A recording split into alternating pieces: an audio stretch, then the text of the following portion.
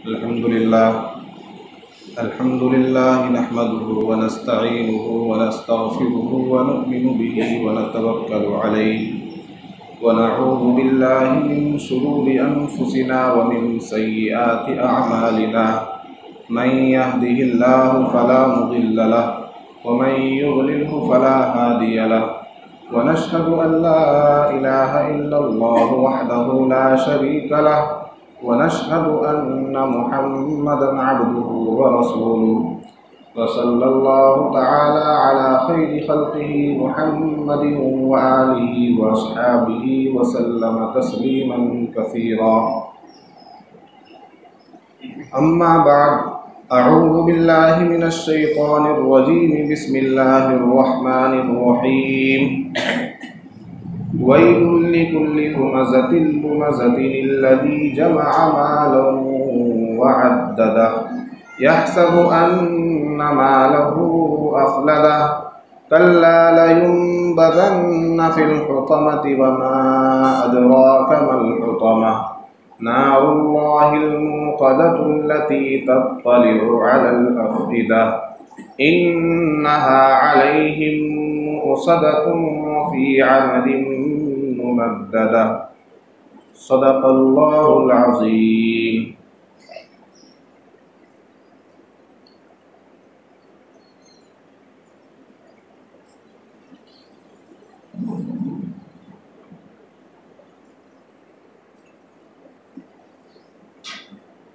मोहतरम सामिईन, मुअज़्ज़िज़ मुसल्लियान किराम और दीनी भाइयों, अल्लाह तबारक व तआला की नाजिल करदा किताब हिदायत कुरान मजीद की एक मुकम्मल सूरत जो आप हजरात के सामने तिलावत की गई, इसी सूरत की रोशनी में चंद दीनी बातें और नसीहत की बातें और मेरे लिए भी, आप हजरात के लिए भी काबिल अमल बातें गुज़ार करने की कोशिश करूँगा, ताकि हमारी ज़िंदगी कुरान पाक के नूरानी इरशादात से बेहतर हो और अल्लाह तबारक व तआला के बताए हुए उसूल पर हम चलने वाले बन जाएं। यूँ तो हमारी कदम कदम पर कुरान पाक के ज़रिए से रहनुमाई की गई है। दुनिया का कोई ऐसा शोबा नहीं जिसे कुरान हिदायत ने, जिसके बारे में उसूल न बताए हों, तरीक़ा न बताया हो। शरीअत इस्लामी मुकम्मल कानून हयात है, ज़िंदगी गुजारने का मुकम्मल कानून और मुकम्मल किताब, मुकम्मल उसूल, ये हमारी शरीयत है। ख़ास दुनियावी मामलात हों या दीनी। बहुत से लोग ये समझते हैं कि कुरान और हदीस जो है वह सिर्फ दीनी मसाइल के लिए, कि नमाज कैसे पढ़नी है, कैसे नहीं पढ़नी है, इस बारे में मौलवी साहब से मालूम कर लिया जाए। ज़कात कितनी अदा करनी है, कैसे अदा करनी है, इस बारे में मुफ्ती साहब से मालूम कर लिया जाए। रोज़े के मसाइल मालूम कर लिए जाए, हज करने का तरीक़ा मालूम कर लिया जाए। इसके अलावा एक दो अहम मसाइल जो आइली मसाइल होते हैं वो हम मालूम कर लेते हैं, वरना नज़रिया ये बन चुका है और हमारा अमल ये बता रहा है कि हमने अपनी रहनुमाई के लिए, दुनियावी रहनुमाई के लिए कुरान हदीस का सहारा नहीं लिया। हमने अपनी शरीयत को अपनी ज़िंदगी के लिए, रोज़मर्रा की ज़िंदगी के लिए, सुबह ता शाम की ज़िंदगी के लिए आइडियल और नमूना नहीं बनाया। अपनी दुनिया में हमने कुरान और हदीस से रोशनी, रहनुमाई, सरपरस्ती हासिल नहीं की।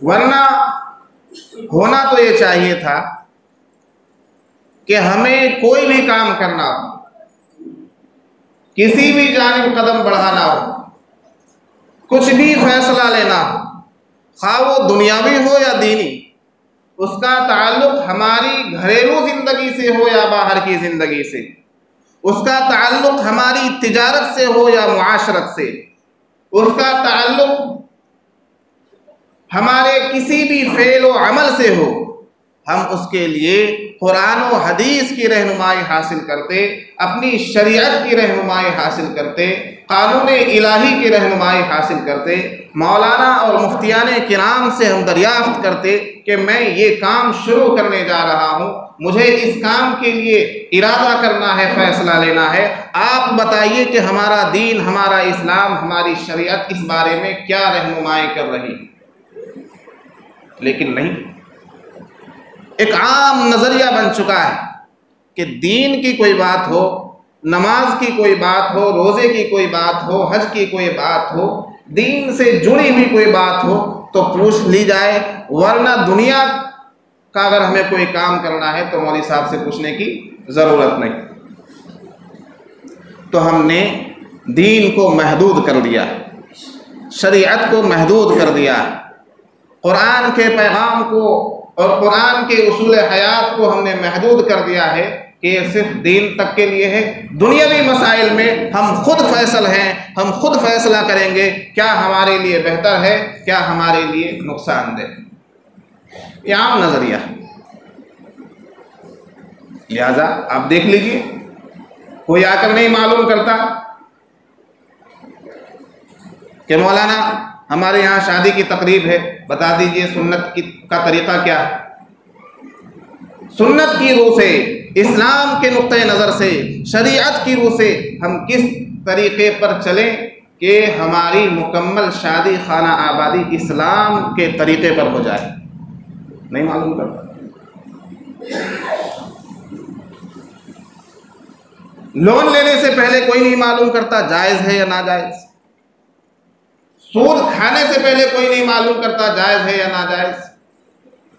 हराम खोरी करने से पहले कोई नहीं मालूम करता जायज़ है या नाजायज़। दुनियावी कितने ही मामलात हों, छोटे मामले से लेकर बड़े मामलात तक, किसी को मौलवी साहब से, मुफ्ती साहब से, कुरान से, हदीस से, शरीयत से, कानून इलाही से कोई रहनुमाई हासिल करने की ज़रूरत नहीं होती, महसूस ही नहीं करते। और फिर जब वो गैर इस्लामी तरीक़े से, जब वो सुन्नत रसूल से हटकर, शरीयत इलाही से हटकर, कानून इलाही से हटकर अपनी ज़िंदगी के फ़ैसले कर लेते हैं और फिर आगे जाकर उन्हें उन फैसलों का नुकसान उठाना पड़ता है, और जब उनके सामने एक बड़ा खसारा आ जाता है, हमने देखे हैं बड़े बड़े मालदारों को लोन में गिरफ्तार हुए और सूदी लेन देन से उन्होंने अपना कारोबार करना शुरू किया और ये चाहा कि हम बहुत जल्द आखिरी सीढ़ी तक पहुंच जाएंगे, हम शॉर्टकट का रास्ता इस्तेमाल करके बहुत जल्द मालदार हो जाएंगे। लेकिन हमने देखा कि बहुत जल्द उन्होंने घुटने टेकने पर उन्हें मजबूर होना पड़ा और ऐसी दो राह पर आके वो खड़े हो गए कि उन्हें न आगे जाने का कोई रास्ता मिलता है, न पीछे हटने का कोई रास्ता मिलता है। फिर वो माहूद के पास, फिर वो ओझा के पास, फिर वो दुआ तावीज़ करने वाले के पास, फिर वो मौलवी साहब के पास जाता है कि अब बताइए मैं तो हर तरह से परेशान हूँ, क्या इलाज निकाला जाए, क्या हल निकाला जाए। इस मसले का हल आप तलाश कर दीजिए। काम शुरू करने से पहले तो मालूम ही नहीं किया कि करना है या नहीं करना है। अब जब फंस चुके हैं तब जाकर मौलवी साहब याद आ रहे। तो मेरे भाइयों, मेरे प्यारों, मेरे अजीज़ों, मेरे बुजुर्गों, कहने की बात यह है कि हमें हर काम में, हर कदम पर इस्लाम की, शरीयत की, कुरान की, हदीस की, मौलाना की, उलमा की, मुफ्तियाने किराम की रहनुमाई हासिल करने की ज़रूरत है। हमें ये काम आज ही से शुरू कर देना चाहिए। तभी जाकर हमारी ज़िंदगी खुशगवार होगी और हमारे तमाम मसाइल पुरसुकून होंगे और हम अपने मसाइल में मुश्किलात का सामना नहीं करेंगे। है या नहीं ये बात? आप खुद बताइए फैसला करके, ये बात है या नहीं? दुनियावी मामलात में हम दीन की रहनुमाई हासिल करते हैं? बिल्कुल नहीं करते। बहरहाल ज़रूरत इस बात की है कि हम अपने हर मामले में, घरेलू मामला हो या बाहर का मामला हो, घर में भी अगर कोई छोटा सा मामला हमारे सामने है जिसमें हम जहनी तौर पर परेशान हैं, तो किसी समझदार मौलाना से, मुफ्ती साहब से मालूम करें कि ये मामला अटक गया है, आप बताएं क्या होना चाहिए। करेंगे इंशाअल्लाह। अल्लाह तबारक व तआला ने इस सूरत में हमारी रहनुमाई की है उस एक बात की तरफ जिस बात से हमें मुआशरे में, अपने समाज में तमाम तरह के झगड़े, तनाज़ुआत, लड़ाई, मारकाट और केस मुकदमात देखने को मिलते हैं, क्योंकि हम संभल कर और कुरानी उसूल के मुताबिक, कुरानी रहनुमाई के मुताबिक नहीं चलते। अल्लाह तबारक व तआला ने फरमाया, वैलुल लिकुल्लि हुमज़तिल लुमज़ा, हलाकत है, हर उस शख्स के लिए हलाकत है जो चुगलियां करने वाला हो, ताना देने वाला हो, चुगलियां करने वाला हो, ताने देने वाला हो। वैलुल लिकुल्लि हुमज़तिल लुमज़ा, एक लफ्ज़ आया है हुमज़ा और दूसरा लफ्ज़ आया है लुमज़ा। मुफस्सिरीन इस बारे में फरमाते हैं कि हुमज़ा तो चुगली और गीबत करने वाले को कहते हैं कि जो पीठ पीछे अपने किसी भाई की, किसी की भी बुराई करे उसे हुमज़ा कहते हैं, और जो सामने लान तान करे उसे लुमज़ा कहते हैं। बाज़ मुफस्सिरीन ने माना इसके मुखालिफ बताए हैं कि लुमज़ा के माने पीठ पीछे बुराई बयान करने वाला और हुमज़ा के माने सामने और रूबरू बुराई बयान करने वाला।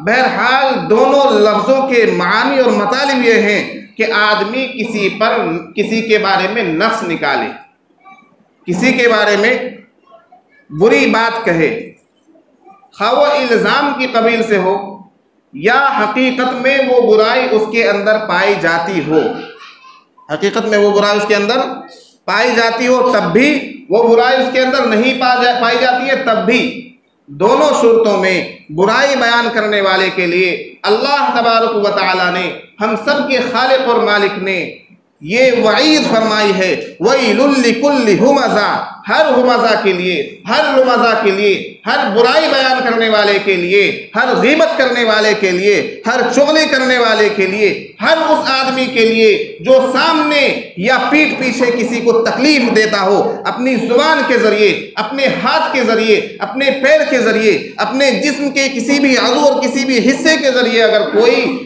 दूसरे बंदे को तकलीफ पहुंचाता है तो उसका शुमार वैल यानी हलाकत में होगा, और ऐसे लोगों में होगा जिसे अल्लाह तबारक व तआला ने जिसके लिए हलाकत की वईद फरमाई। क्या फरमाया? हलाकत की वईद फरमाई। आज हम तकरीर तो सुनते हैं, कुरान के अहकामात, कुरान के फरमानात भी सुनते हैं, उसके साथ साथ हमें मुहासबा करने की ज़रूरत है।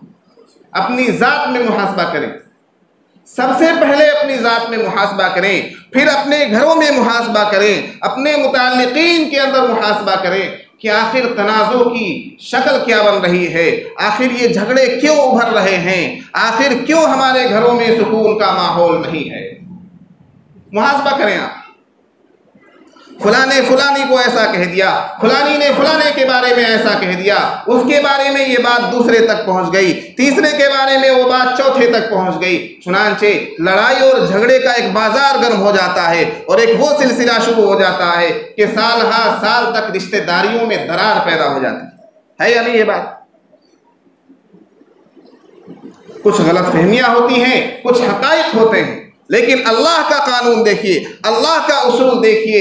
ये वो उसूल है कि जिसको हमने और आपने अगर अपना लिया तो हमारे घरों की जिंदगियां पुरसुकून माहौल के अंदर गुजरेगी इंशाअल्लाह।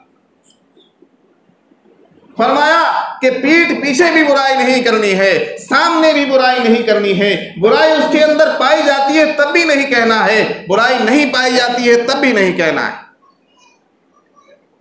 लेकिन आज बिला तहकीक किसी के बारे में हम शोशा छोटी सी बात सुनते हैं तो उसे बड़ी बात बनाकर आगे नकल कर देते हैं, बगैर तहकीक बड़ी बात बनाकर आगे नकल कर देते हैं। राय का पहाड़ बनाकर, बात का बतंगड़ बनाकर आगे पेश कर देते हैं।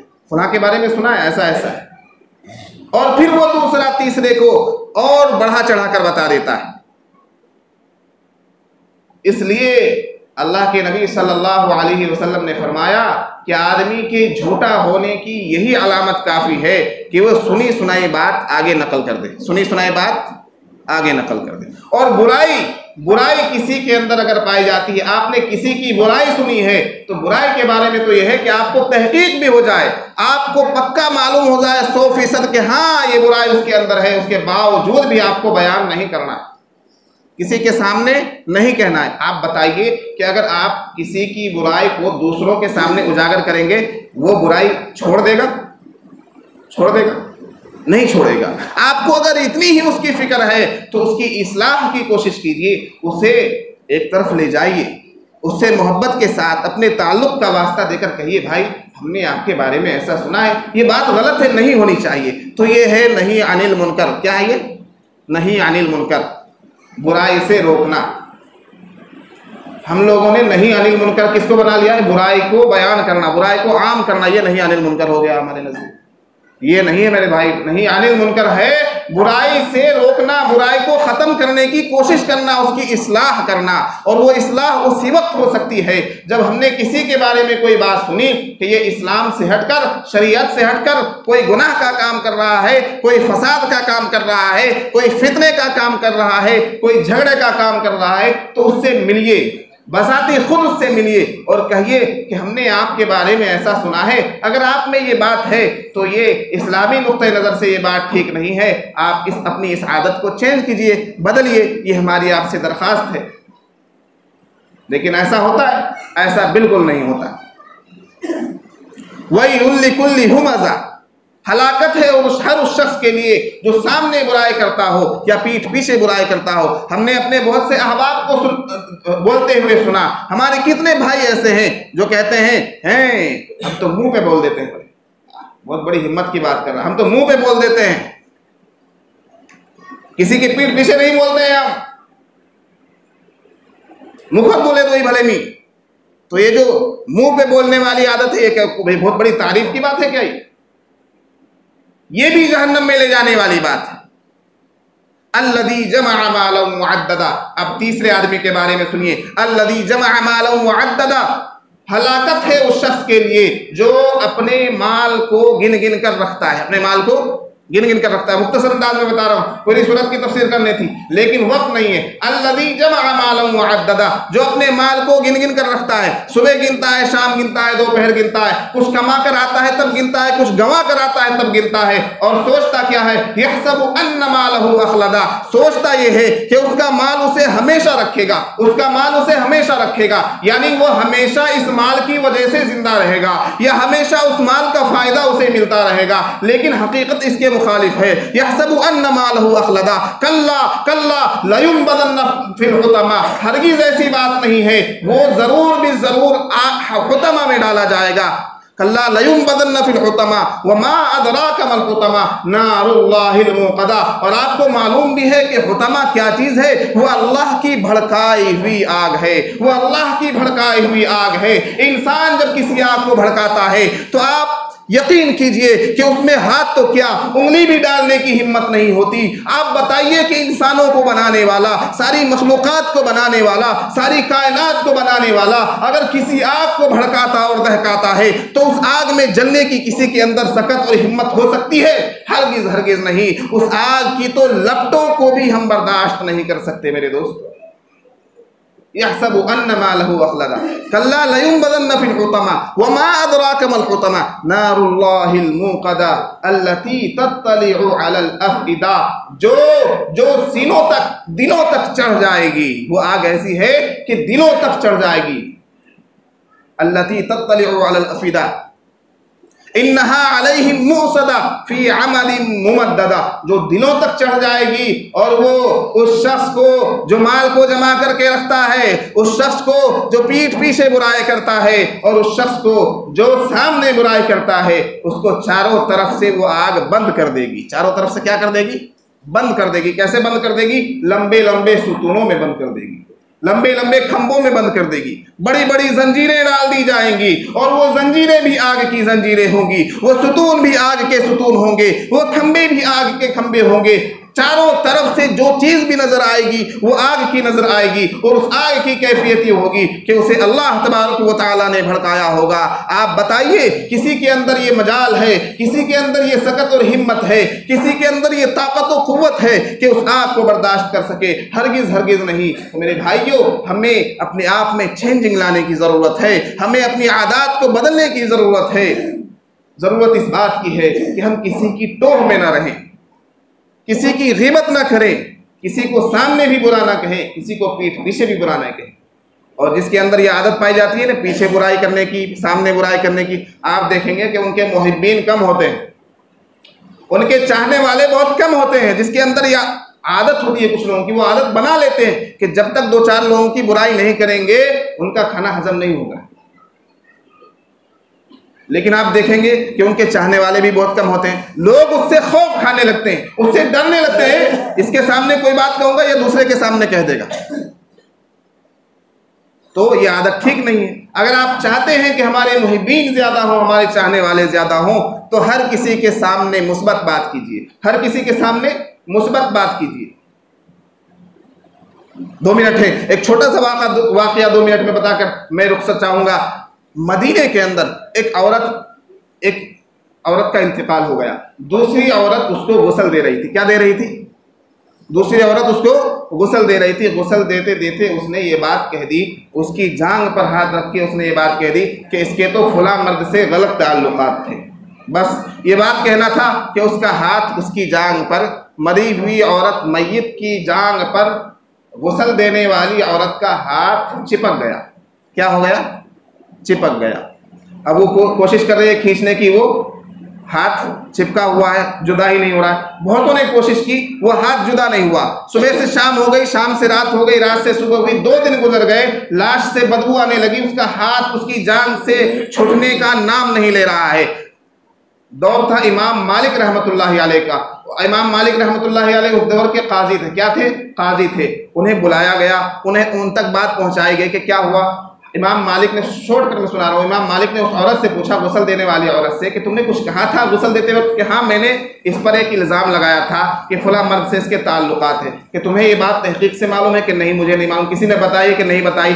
कि इस औरत ने बताया था अपनी हयात में कि नहीं बताया था? बस फिर ये हाथ छूटने वाला नहीं है। अब कुरान के हुक्म पर अमल किया जाएगा। कुरान में सूरह नूर में है कि अगर कोई किसी पर जिना का इल्ज़ाम लगाता है और वो साबित नहीं कर सकता, तो इल्ज़ाम लगाने वाले पर 80 कोड़े लगाए जाएंगे। उस औरत पर 80 कोड़े लगाए गए। इमाम मालिक ने फैसला किया, उस औरत पर, इल्ज़ाम लगाने वाली औरत पर 80 कोड़े लगाए गए और 80 से 1 कोड़ा भी कम, यानी 79 कोड़ा भी लगाया गया तो वो हाथ नहीं छूटा। जब पूरे 80 कोड़े लगा दिए गए तब वो हाथ, उस औरत का हाथ उस मय्यत की जान से जुदा हुआ और अलग हुआ। बताइए, इतना संगीन जुर्म है। अल्लाह ताला हमारी हिफाजत फरमाए। कभी वक्त हुआ तो फिर तफसीली बात होगी। व आखिर दावाना अल्हम्दुलिल्लाहि रब्बिल आलमीन।